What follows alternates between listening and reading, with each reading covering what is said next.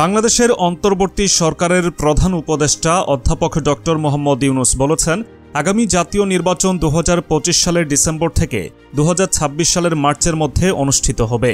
তবে এ সময়ের মধ্যে নির্বাচনের সময়সূচি নির্ভর করবে সরকার গৃহীত প্রয়োজনীয় সংস্কার কর্মসূচি বাস্তবায়নের উপর, যা অবাধ ও সুষ্ঠু নির্বাচনের জন্য অপরিহার্য বলে মনে করা হচ্ছে। ঢাকায় ডক্টর ইউনুসের সাক্ষাৎকার নিয়েছেন বিবিসির দক্ষিণ এশিয়া সংবাদদাতা সামিরা হুসেইন।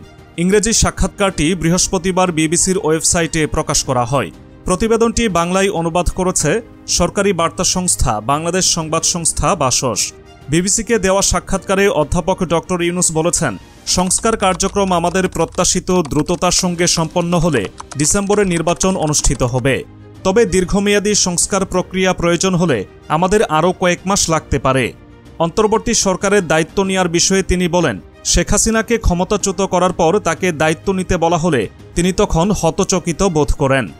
তিনি বলেন, আমি কখনো ভাবিনি যে আমি সরকার পরিচালনার দায়িত্ব নেব। আমি আগে কখনো প্রশাসনিক দায়িত্বে ছিলাম না, তাই সঠিকভাবে পরিচালনার জন্য আমাকে উপায়গুলো খুঁজে নিতে হয়েছে। যখন বিষয়টি ঠিক হলো তখন আমরা সংগঠিতভাবে কাজ শুরু করলাম। তিনি বলেন, আমার কাছে দেশের জন্য আইন শৃঙ্খলা পুনরুদ্ধার এবং অর্থনীতি পুনর্গঠন মূল অগ্রাধিকার ছিল। বিবিসির প্রতিবেদনে বলা হয়, নির্বাসনে থাকা শেখ হাসিনা এবং তার দল আওয়ামী লীগ এ নির্বাচনে অংশ নেবে কিনা তা এখনও স্পষ্ট নয়। ঢাকার সরকারি বাসভবনে দেওয়া সাক্ষাৎকারে ডক্টর ইউনুস বলেন, আওয়ামী লীগ সিদ্ধান্ত নেবে নির্বাচনে অংশ নিতে চায় কিনা। আমি তাদের জন্য এই সিদ্ধান্ত নিতে পারি না।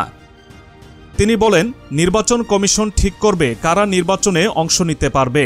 শান্তিতে নোবেল বিজয়ী অর্থনীতিবিদ ডক্টর ইউনুস বলেন, শান্তি ও শৃঙ্খলা সবচেয়ে গুরুত্বপূর্ণ বিষয়, পাশাপাশি অর্থনীতি। এটি একটি বিচূর্ণ অর্থনীতি, একটি বিপর্যস্ত অর্থনীতি। এমন মনে হচ্ছে যেন গত 16 বছর কোনো ভয়ঙ্কর টর্নেডো চলেছে, আর আমরা এখন সেই ধ্বংসস্তূপ থেকে টুকরোগুলো তুলে নেওয়ার চেষ্টা করছি। তিনি বলেন, আমরা সম্পূর্ণ বিশৃঙ্খলা থেকে বেরিয়ে আসছি। গত গ্রীষ্মে বাংলাদেশে ছড়িয়ে পড়া সহিংস বিক্ষোভের কথা উল্লেখ করে প্রধান উপদেষ্টা ইউনুস বলেন, মানুষকে গুলি করা হয়েছে, হত্যা করা হয়েছে। প্রায় 7 মাস পরও ঢাকার বাসিন্দারা বলছেন যে আইন শৃঙ্খলা এখনও পুনরুদ্ধার হয়নি এবং পরিস্থিতির উন্নতি হচ্ছে না। এমন এক প্রশ্নের জবাবে ডক্টর ইউনুস বলেন, উন্নতি আপেক্ষিক বিষয়। যদি আপনি এটি গত বছরের একই সময়ের সঙ্গে তুলনা করেন তাহলে মোটামুটি সহনীয় মনে হবে। তিনি বলেন, যা এখন ঘটছে তা অন্য যে কোনো সময়ের চেয়ে আলাদা কিছু নয়। দেশের বর্তমান সমস্যাগুলোর জন্য আগের সরকারকে দায়ী করে অধ্যাপক ইউনুস বলেন, আমি বলছি না যে এই ঘটনাগুলো ঘটতেই হবে। আমি বলছি আপনাকে এটা বিবেচনায় নিতে হবে। আমরা কোনো আদর্শ দেশ বা আদর্শ শহর হঠাৎ করে তৈরি করিনি।